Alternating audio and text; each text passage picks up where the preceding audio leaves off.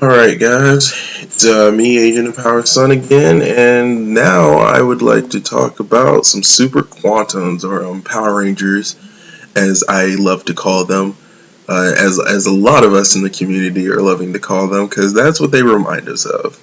Some people say Voltron, to those people I say, shut the fuck up, but to the rest of us, these are Power Rangers, or Super Quantums. Recently, if you haven't heard, Super Quantums took, or they placed top three or third place in an OCG event, and this is actually the build that was used. As you can see, this is actually very highly playable in the TCG. Actually, the only thing you'd have to take out is the Judgment and the Feather Duster, but Big Whoop, you play an extra ignition or play another back row card. Like, it doesn't really affect you too much. And with Scolding coming out, like, obviously you'll just put Scolding somewhere in here. But the interesting thing is that a lot of us hadn't tried, I would like to say, in the TCG, like Sladra and a couple other guys. Like, I don't think any of us really thought about the artifact engine, which what I realized is in the OCG, don't you damn try this engine in anything, just to see how it works. But apparently it does. I mean, if it's not broke, don't fix it, right? So, if you haven't heard of this deck, like it's a pretty crazy deck.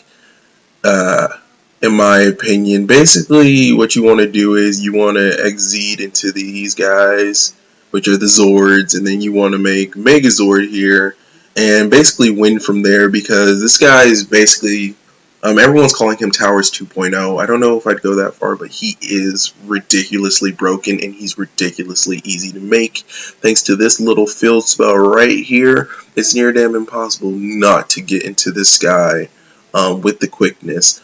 But the thing is, like, it's a very combo-oriented deck, and so if you can't get to the combo like you need, then you can lose.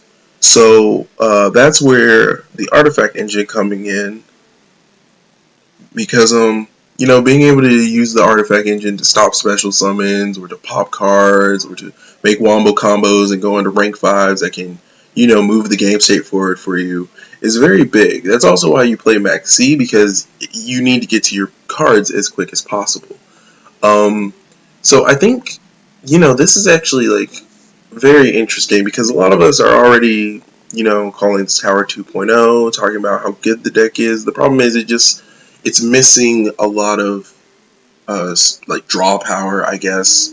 It's just missing pieces it needs to become like to make the combo easier, is what I'm looking for.